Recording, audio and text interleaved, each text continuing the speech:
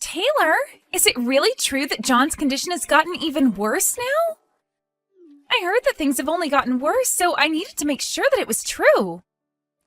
He has gotten worse. This weekend he had to be taken into the ICU for his health. But right now he's doing a lot better again and has been moved back into his room to be looked after. As of right now, he's even able to have small conversations again. What? He was able to make a comeback from that? Huh? I'm really happy to see he's made a comeback. Same here. But it's going to be some time before there's any hope of him getting out of here.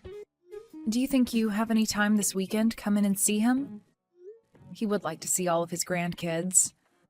I'm sure that would make my dad really happy seeing you all, and it might even make him recover even more quickly.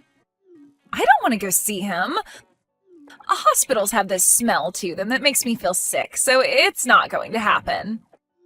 What? Also, for people like him being that sick, they tend to get really thin because they can't eat as much anymore, and that's just scary to me. If I were to show the kids their grandpa while he's in that state, they might be traumatized for the rest of their life. So that's what this is about. Then how about just you and your husband come to see John this weekend? Just come in for a few minutes to see and talk to him, and that should be enough. Even the doctor is saying that would be really good for John to see some of his family soon. No way am I going there. I hate going to the hospital, and Greg is really busy with his job right now. We don't have the time or want to go and see John at the hospital right now. Are you sure? Also, there's the whole thing with his health getting even worse recently, so perhaps it's time we start preparing for the worst. Do you have any idea where John's bank information and checkbook might be? Do you know how much money he's ready to be given away as inheritance?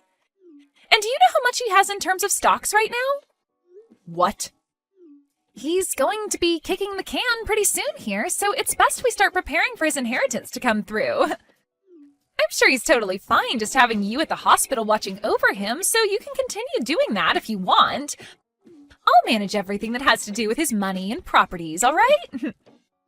Don't say something so messed up as that, Brinley. What do you mean he's going to be kicking the can soon anyway? Right now, your father-in-law is trying his best to fight through this sickness. He is going to make it through this and come back home to see everyone really soon. So would you quit talking about how he's going to die like that? I understand how you want to feel about all of this, I really do. But I think it's best that we prepare for the worst, just in case. We wouldn't want to be wasting our time later on with all this when we'll want to be focused on mourning him, right? You stop all that right now. There's no point in dealing with any of his money right now anyway, right? You're too busy to come and see him in the hospital, so you must be too busy to deal with any of that right now. So leave all of this talk about his inheritance be.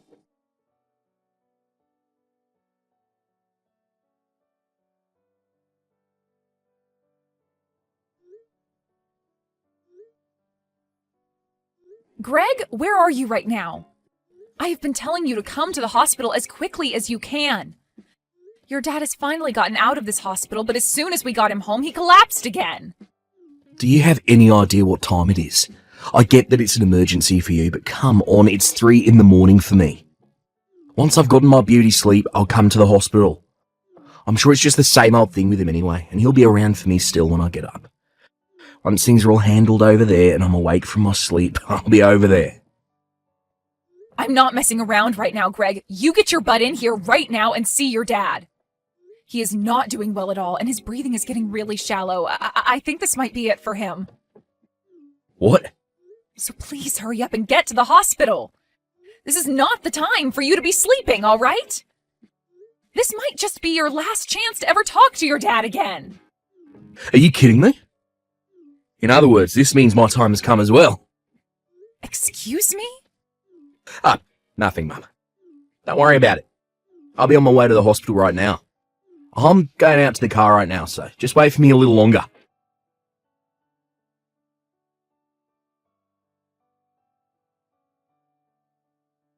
Hey, Brinley?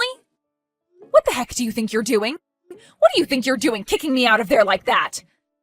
The funeral is going to be starting really soon, you know? Hurry up and let me back into the building right now! I'm sorry, Taylor. There is a lot of appeal in this funeral for your son and I, so can you please just shut up and go home? Greg and I are going to be handling everything from now on, so you can go back home and mourn your husband in silence. Also, you happen to be in our way today, so please just get lost. I'm in the way? What the hell are you and Greg planning to do today with me not at my husband's funeral? I understand that Greg is the oldest of my kids, but he does not get to make the rules like that. Especially when he has no idea who all is going to be there for the funeral today. I'm sure he has an idea of what to expect, so don't worry about him. What? And what is this about today having a big appeal to the both of you? Do you both not understand that today is the funeral of my husband? Your guys' father? And I'm saying that because of that, today will have a lot of appeal to it. The CEO of the company has passed away, so now it's time for his oldest son, Greg, to take the reins and run the company. In other words, today is the day for him to make a name for himself. Huh?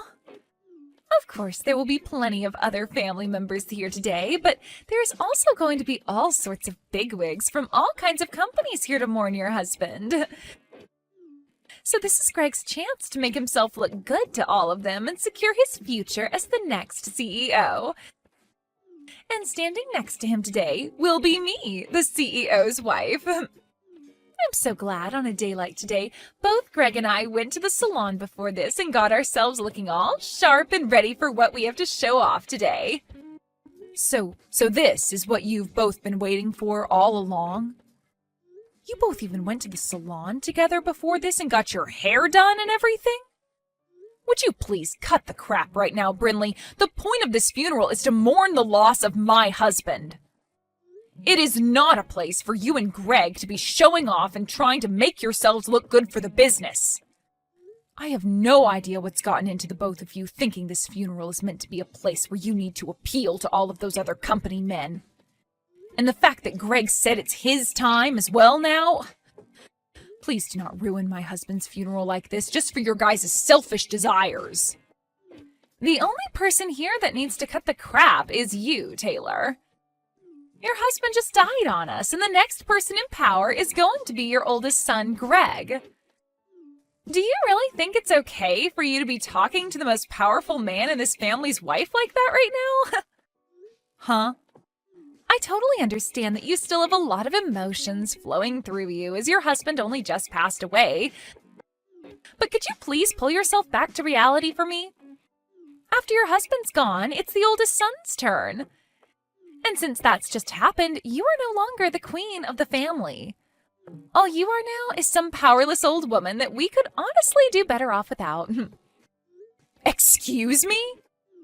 I'm sure the only reason you have all that confidence in yourself right now is due to the power that your husband gave you.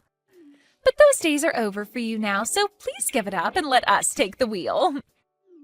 Your days of being the ruler in the family and telling me what to do have died along with your husband's days of being the CEO. And since when have I been telling you what to do, Brinley? Huh? Tell me when you haven't been. How about that?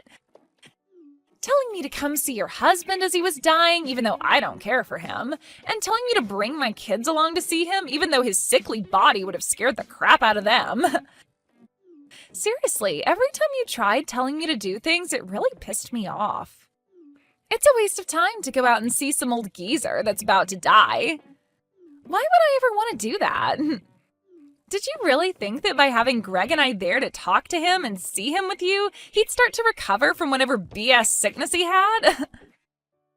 What the hell do you think you're saying right now? What do I think I'm saying? Well, I'll tell you. But not with words. You'll just have to wait and see, because right now I can't handle you in that attitude anymore. The funeral's about to start soon as well, so I don't have time to waste on you. I know we were just getting to the good stuff, but that'll have to wait. I'm finally going to be the wife of a CEO, and I can't believe just how much I am smiling. At a funeral! What? The wife of a CEO. That's right. Remember that since now your husband is dead, he's going to be leaving a lot of money behind for us. So we're going to be taking all of that money and everything, as well as taking over the company he's left for Greg. I thought that was pretty clear to you already, though. But anyway, once he's the CEO, I'm going to be the CEO's wife, right? Did you know that ever since I was a little girl, I had always wanted to be the wife to some super wealthy CEO? So now that my dream is finally coming true for me, I just can't stop myself from smiling. I think I've had enough of you both. Especially you, though, Brinley. Kicking me out of the funeral and then taking it over as though it's meant to be about you both. And not just that, but now you think you have access to all my husband's money and his company, which has led you to grin like some maniac? You really are such a shameless woman. Well now, I'm going to have to hide this smile for the time being and put on a more serious and saddened face to trick the masses. It would be pretty wrong for me to be smiling at a funeral of all places, right? Well, you've been pretty messed up this whole time, so why hide it at all? I'm trying to text Greg right now, but he seems to be ignoring me. For some reason, I'm getting the feeling that all this isn't going to play out in your guys' favor, though. Now, I'd like you to leave the premises at once and head back home with your mouth shut for us. The CEO of the company has struck out, and the next up to bat is his oldest son. And me being his wife means that I'll become the wife of a CEO. Greg isn't even a part of the company. What? Yet you still believe that he's going to be able to get into the company and become the CEO of it right away? You must be so excited about becoming the wife of a CEO that you totally forgot about common sense. I'm sorry, but the next CEO of the company has already been decided. And of course, since Greg hasn't been working for the company at all, he is not going to be the CEO. If you understand that now, I want you to open the door for me and let me back inside. What do you mean he's not been working for the company? Greg has told me that ever since he graduated from college, he's been working for his dad's company. And when was it that he told you that? It's been 3 years now since Greg was fired from his dad's company. Huh? He was fired? Yep. He was awful at all of the work he was left to do, and that really started to piss his dad off a lot. Of course, when he got fired, it was during a time where he was supposed to be taking care of a really important customer to the company. But he cried about having to do all that work and bolted from his responsibilities. That then pushed his dad over the edge, and he said he was no longer going to deal with Greg anymore. Although my husband's first thoughts were to make Greg the next CEO someday, those thoughts quickly disappeared, and the next thing he knew, he was firing Greg. What? Wait. I never heard anything about all those events. Also, Greg has been going to work like nothing's changed forever now. Perhaps right after being fired, he was able to find some other company that hired him. I'm not sure where he could be working now, but Greg is your guys' oldest son, right? And that means he should be the next in line to take on the company from your husband. Nope. John has made it very clear to everyone at the company that the next person to be the CEO will be his son, Marcus. Greg's little brother. John told everyone that he couldn't trust his oldest son with taking on the company, so he'd be letting his second oldest handle everything next. Huh? He's letting Marcus be the next CEO? And he told that to everyone in the company already? He even wrote that down in his will. What? You were the one that told me to start thinking about all of that while my husband was still in the hospital, right? About things like his inheritance and properties? I took that as meaning I did need to get on top of some of those things, so I went and started talking to John about everything he would be leaving behind. Also, when he was out of the hospital for a day, he got one of his lawyers to come over and we wrote a new will. And you're telling me that part of the will says for Marcus to take over the company next? Unlike his dad, Marcus is a very calm and composed man. But even so, he happens to be very good at doing business and has the proof to show for it. Even other employees within my husband's company say great things about how well he does his work.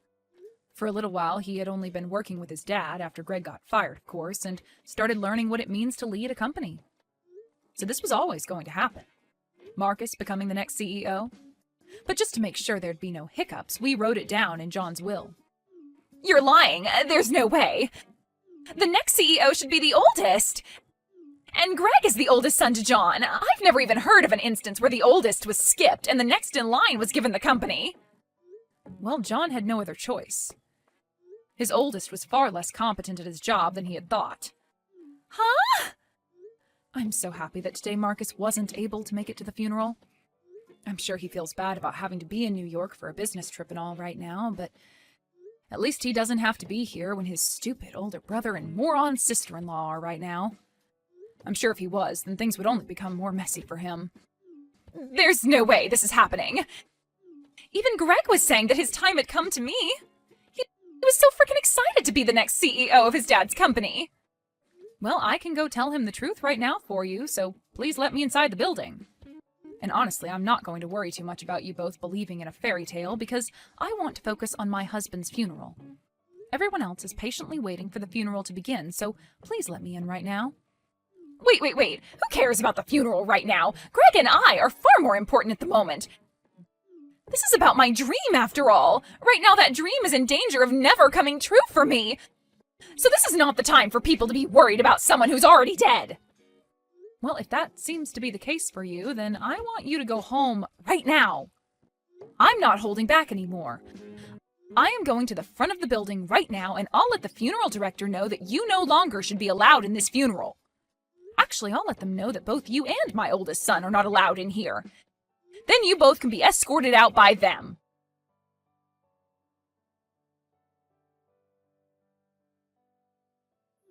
Mum, what is all this about? Why am I not allowed to become the next CEO? It's not too late to make me the CEO yet. Tell that Marcus to let me be the CEO right now. That Marcus happens to be the man your dad chose to make the CEO. He said so in his will. So I'm not going to just ask Marcus to give up the role his late father asked him to be in. The frickin' will? Who cares what Dad said? He's dead now. Why can't you just let me be the CEO? It's not like he'll ever know that I was made the CEO, right? What are you talking about, Greg? I will not allow you to talk about your dad and his final words like that. But what's going on here is stupid. I get that Dad fired me from the company in the past, but I just assumed that after Dad died, you'd be willing to let me back into his company. I've believed this whole time that you would understand that the role of CEO should be going to the oldest son next. You're screwed up, Mum. I'm not the one that's screwed up. It's you and your wife that are. What the hell happened to telling your wife that you were fired 3 years ago? Why were you trying to hide all of that from her? I wasn't trying to hide anything from her. I just got lucky and made the money we needed from some slot machines. Slot machines? In other words, you gambled for the money you needed? Hold it right there. So you're telling me that you didn't even end up getting hired by another company after being fired? What the hell have you been doing ever since your dad fired you? I gave up on working and have been making all the money I need from slot machines. I've been on a massive winning streak for a while now, so I brought in more than enough money to support both myself and Bryn Lee. You are a dad, Greg. You have children. And yet you're telling me that this whole time you've been risking your whole family's future on some slot machines? What the hell have you been thinking? I thought that after Dad died, I'd be able to get back to work for his company. Hell, I thought I'd be back in his company long before he died. I thought me trying to act all sad and depressed around him would get him to hire me back because he felt bad. Yet for the past few years, he never talked to me, so I never had a chance to lie to him about how I was feeling. This year he decided to get sick. It's not my fault that I had to continue gambling while Dad was fooling around by not ever talking to me and then getting deathly ill. For Christ's sake. Yet now I have to sit here listening to you telling me that Marcus is getting the company. If that's how things are going to be, then who cares about that stupid company? Just give me the dang money he's left for me, and I'll shut up about everything. I'll make sure to use all the money I'm getting to continue my winning streak at the casino. Did you know that I've started to go into debt waiting for Dad to get back to me about letting me work for him again? I've had to take out loans in order to keep playing the slots. If I don't start breaking even here, things are going to become really bad for me. You've been taking out loans now? I'm sure that Dad has loads of money in his savings that will be coming to me, right? Yeah, half will be going to you, of course, but the other half will be for his sons. But Marcus is going to be getting the company, so you can give my part and his to me. He's not going to need any of that money, right? So give me the money, and while you're at it, give me whatever stocks he has as well, right? Greg, I have some very bad news for you. Your dad doesn't actually have all that much money left after he passed away. Huh? What the hell are you saying, Mum? There's no way he doesn't have tons of money still. He was the one that built that company and has been the CEO of it for over 40 years. You both happen to have that massive house, and he has multiple other properties. And what about all those high-end cars he drives? How the hell are you able to tell me he doesn't have much of anything when he's got all of that? I'm sure you knew about how your dad ran his company all by himself, right?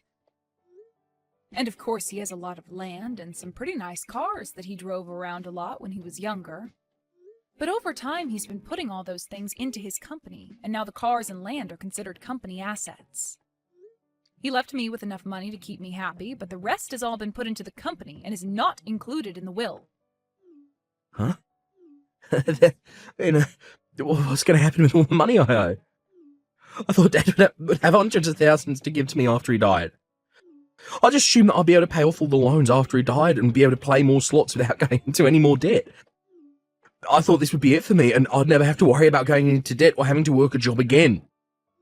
You can think about what you need to do next by yourself. If you can't find a way to help your family by yourself, then you open up to Brinley about the whole truth and have her help you. And as for that debt, well, you were the one that got yourself into that mess, so you're going to have to try something in order to pay it all off. I might be getting a lot of money from your dad, but it's only enough to keep myself happy through my later years.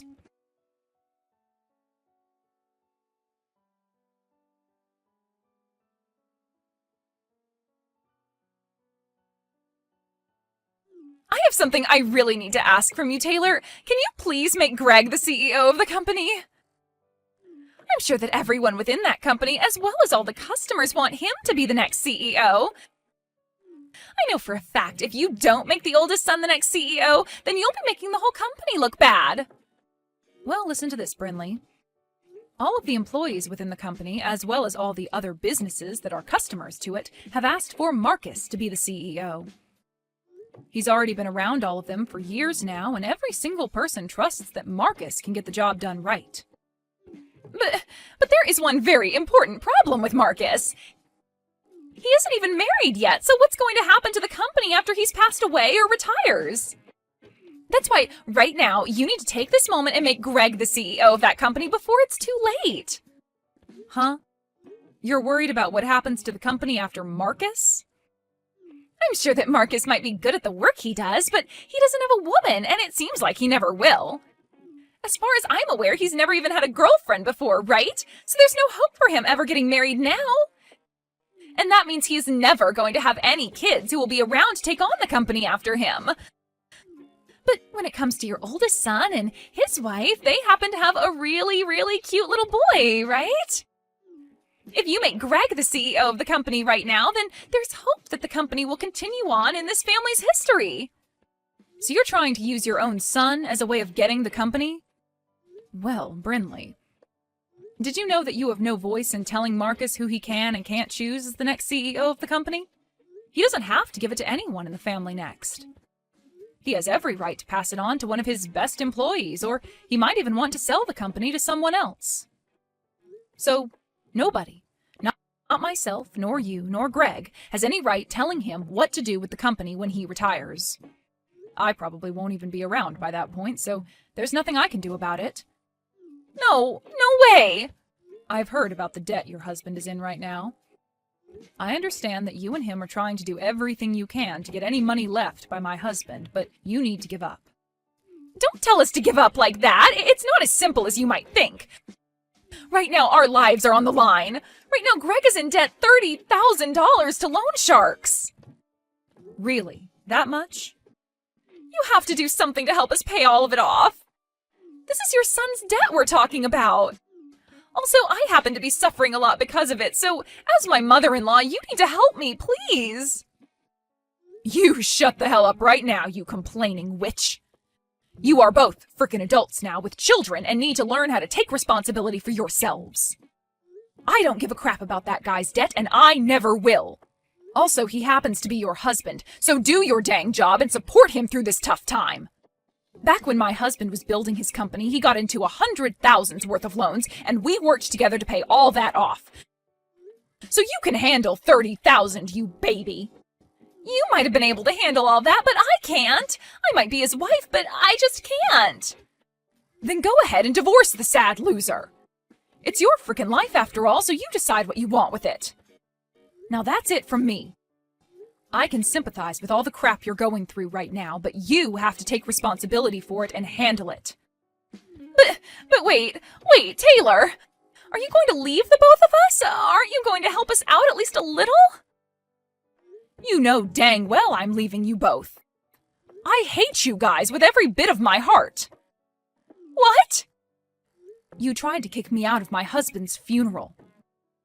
You then went around smiling about the fact that you could use his funeral to make yourselves look good. I don't plan on ever forgiving either one of you for something as cruel as that. Yet now you're asking for my help? Absolutely not. No, wait, Taylor, that was, No, I'm going now. I don't hold any of this against my little grandkids you've given to me, but you and Greg deserve to receive all of my hate. So I really hope that you two can figure something out, for their sakes.